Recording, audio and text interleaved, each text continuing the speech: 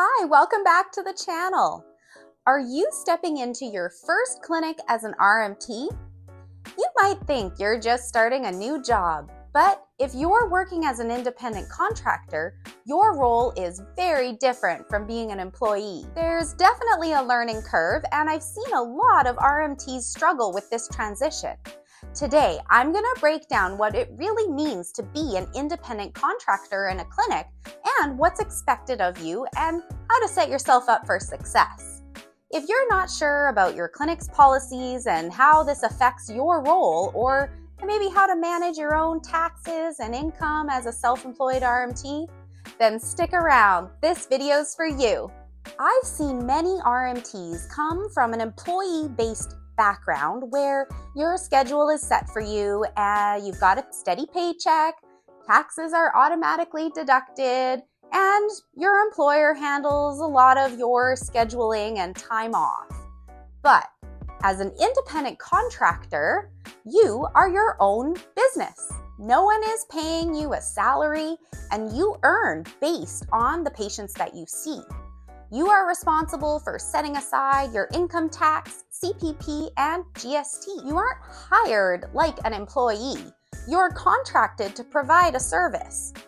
I bet you didn't think being a self-employed RMT was really that different from your Tim Hortons job in high school, but I'm going to prove it to you. As a self-employed RMT, I can make my own schedule and work whenever I want. Reality is, many clinics require availability at certain times or expect their contractors to fill certain gaps in the schedule. As an independent contractor who works in a big clinic, the clinic's admin team will take care of all my billings, invoices, and taxes. Reality: you need to track your own earnings and set aside taxes, as many clinics aren't going to do this for you or even help. As a self-employed worker, I don't have to follow any clinic policies because I'm self-employed. That's what it means to be self-employed, doesn't it? Reality: you still have to work within the clinic's systems, software, and operational structure. This should be outlined in your contract, so make sure you pay attention to what you're signing. I've seen many RMTs struggle in their first year because they don't realize how much of their success depends on their own organization.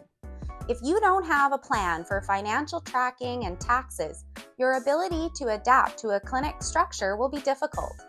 This can lead to frustration with clinic owners and potentially bouncing from one clinic to the next, resulting in patient retention and your overall success as an RMT.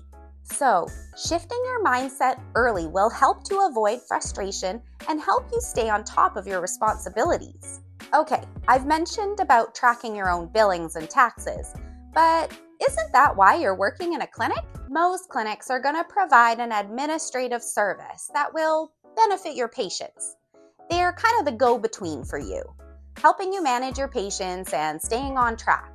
This service is not to replace your own tracking of your financials for your business. Some clinics process payments and then pay you a split, while others require you to invoice them. Both methods are commonly used, and it's important to understand how each one works and why your clinic uses one method over the other. If you don't track your income properly, you might underestimate your taxes and owe more than expected come tax time, putting you in a difficult position when it comes time to pay back the CRA. Mistakes can happen, especially in clinic payouts. So reviewing your own numbers regularly to make sure that you're being paid correctly is the first step in ensuring that your financials are in order. The more eyes on the reports, the better and faster you can catch something, and the easier it'll be to fix. So, unlike employees, you don't get tax deductions automatically. You're going to need to set money aside for income tax, CPP, and GST. Check out my previous videos explaining how self-employed taxes work for RMTs. As an independent contractor, you're going to be responsible for a few things. Managing your own caseload and ensuring patients' return should be a top priority. Now, this should be an expectation you have for yourself as a healthcare professional running your own practice. Many RMTs can get stuck in the details of who's providing marketing and for what. However, at the end of the day, your practice is your practice. A great place to start when managing your caseload, writing and keeping detailed treatment notes to ensure continuity of care is a great place to start. Invest in your patients and create treatment plans, no matter how simple or how detailed. Try communicating effectively with other practitioners in the clinic. This is important when you're working in a team environment. A perk to working in a clinic is that you have other practitioners to lean on, so use it.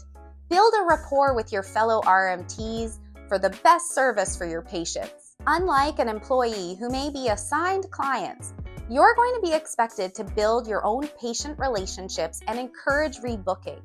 Check out my earlier videos on discussing patient retention. Alright, so even though you're self-employed, clinics are going to have expectations for you to follow certain policies and procedures. Some of these might include room assignments. You might not always have the same treatment room or full control over your space. When working with multiple practitioners and using dual-purpose rooms, scheduling conflicts are much more common. Having the ability to be flexible with your treatment space is encouraged when working in a team environment. Just like living with one sibling versus 6, you might not always have a choice but to share. Some clinics require you to be available for a minimum number of hours or shifts. However, this type of wording can start to lean towards an employee relationship. Make sure that you really dive deep when signing a contract that holds you to a structured work expectation, and rather look for contracts that encourage liabilities on both parties when discussing expecting working hours. If you're working in a clinical setting, that clinic might require you to use the clinic software like Jane app to process bookings and payments, which might actually be managed by their own internal admin team. Even though this is a great perk to working within a clinic, make sure that you're tracking all your own billings each month to help minimize any mistakes come tax season. Some clinics expect contractors to contribute to cleaning and clinic upkeep. This should be outlined in your contract, and if not, I would highly recommend checking on what the expectations are. Remember, as a healthcare professional, it's your duty to offer a safe and clean environment for your patients. If expectations aren't clearly understood, frustration can creep in when it comes time to point the finger at tasks that need attention. Some clinics are going to emphasize a team approach, while others will allow RMTs to operate a little bit more independently. Think about what's important to you. Make sure that you have a clear understanding of what the contract is outlining and what the values of that clinic are. If you find that the clinic aligns with your values, that's great, but make sure you define your own values before looking into a clinic's. Now, I can't stress this one enough.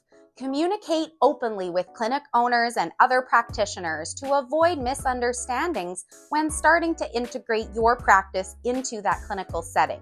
So, to sum it up, being an independent contractor in a clinic means balancing self-employment with clinical expectations.